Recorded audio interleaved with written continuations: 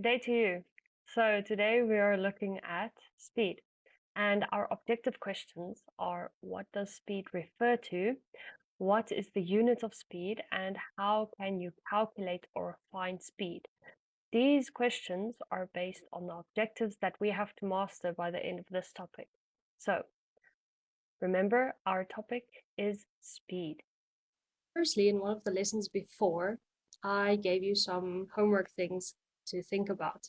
And I actually gave them a few times with the thinking that every time I do the next lesson, you might be able to answer some of the questions that you did not understand. But here, the first one, write an equation for speed when you know the distance traveled and the time taken. If you look in the little window on the right-hand side, I made you make one of these for yourself last time, a little triangle for distance, speed, and time. So if we have to write an equation for speed, when you know the distance and the time taken, you have to cover which side of this? You have to cover your speed. That means your equation, if you flip it open, will be on this little wing that you created for yourself. So this will be your answer for 1A. And then the next one is write down the standard scientific unit of speed. Once again, if you go to this little thing that I had you make, it will be meters per second. So you will be able to see it on this little wing that you made for yourself. Meters per second. That's the standard scientific unit. Then for 1C, write an equation for distance traveled when you know the speed and the time. Once again, our little trusty triangle, we are looking for the distance. So that means we have to open the bottom and we have distance equals to speed multiplied by time, or meters per second multiplied by seconds. Let me just get it in here nicely. There we go. So if you're calculating distance, it will be speed multiplied by time. And as you see at the bottom here, it is distance equals to speed multiplied by time, or meters per second multiplied by second. And the seconds will eliminate each other. Then for 1D, write an equation for time taken when you know the speed and the distance. Back to our trusty guy, we have write for time taken. So we have time taken here. We open our little sleeve on this side, and then there is our answer. Time equals to distance divided by speed, or meters divided by meters per second. There you go.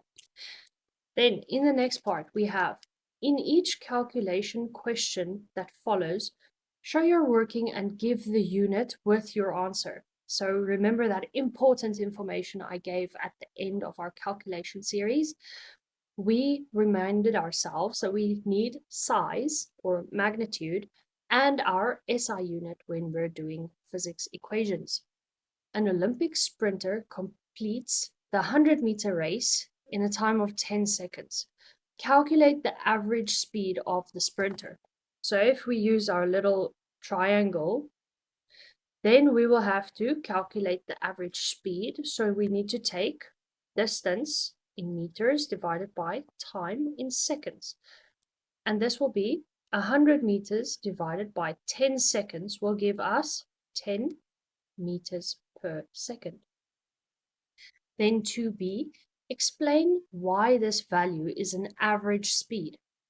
It's an average speed because we're looking at the total of 10 seconds or the total of 100 meters.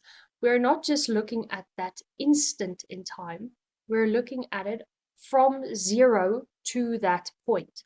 We just cannot minus 0 from this. It will give us the same number. Then when we continue to number 3A, a car travels a distance of 210 meters in a time of 6 seconds.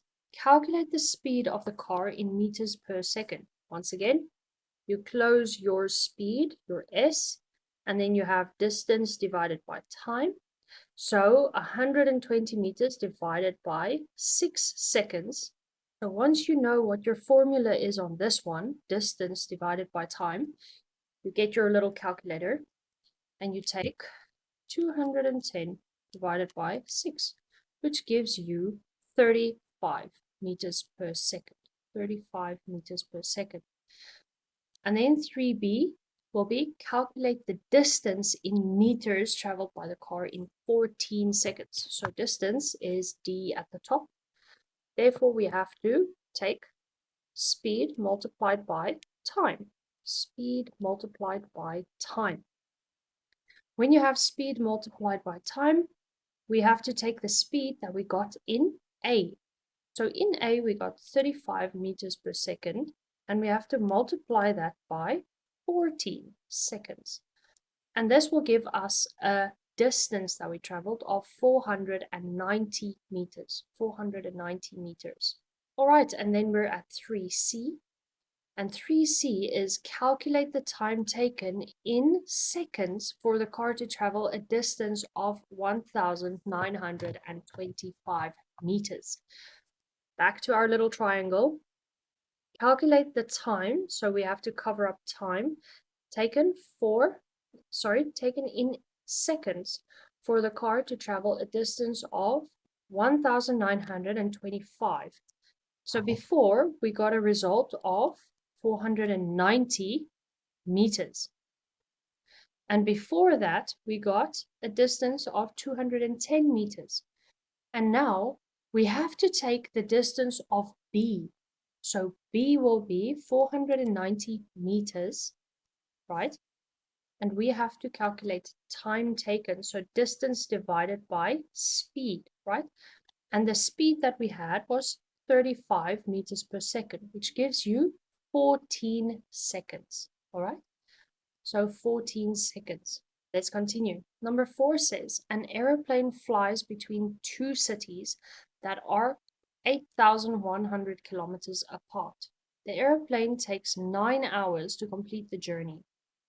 Calculate the average speed of the airplane in kilometers per hour. Once again, you go back to your triangle and you have to calculate the average speed, which is S. So it's distance divided by time. And our distance is 8,100 divided by 9, which gives us 900 kilometers an hour. For number 4b, a different airplane can fly at 800 kilometers an hour. Calculate the distance in kilometers that the airplane could fly in 6 hours. So how far can be S multiplied by T? Another airplane can fly at 950 kilometers an hour.